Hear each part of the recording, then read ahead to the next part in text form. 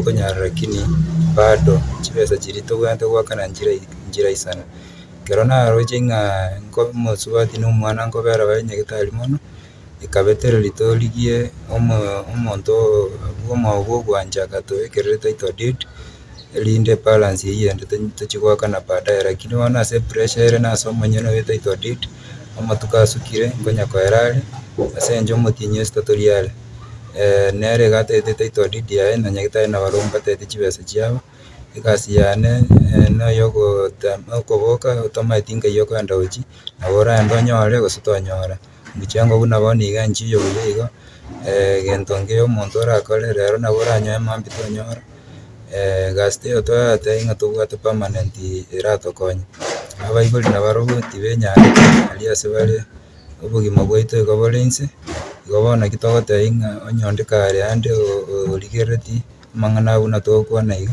anyare gotokonya tonyare konyora ebill eywo etigare tonyare gwakana gochia nyagetari tororere gose stress netokera ake igo bono ase yaikire igo nkoboria omo MCA okorokwa Jared Masieka korwa Kigogo ward omo MP Japhet Nyakundi omo gavana Simba Arati na omo women rep Doris Donya onye kobaigwete eriogi eriga banyare gotokonya nabo toratebe mbuya mono sana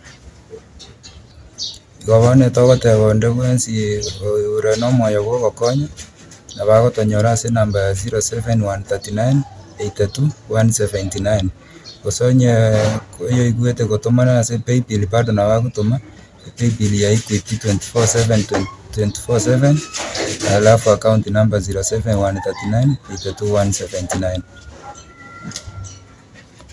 gaki abo togosaba ase ogwancha kwaino munyare gotokonya tonyare korwa ase stress eyio tobwatete.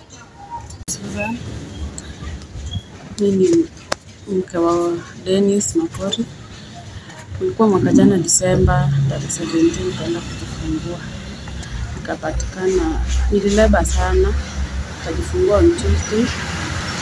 Mtoto hakulia. So kabidi awekwe kwa oxygen ndio akalia.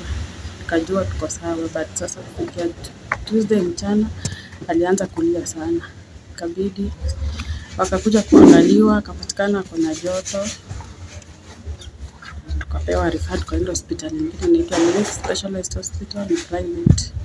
Sasa tukashughulikiwa huko mtoto saa yako sawa lakini bill ilifika 600,000 kabidi tushikiliwe huko kwanza ndio tulipe hiyo pesa.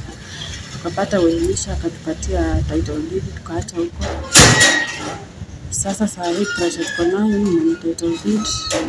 Nataka title deed yake, shamba yake isiuzwe.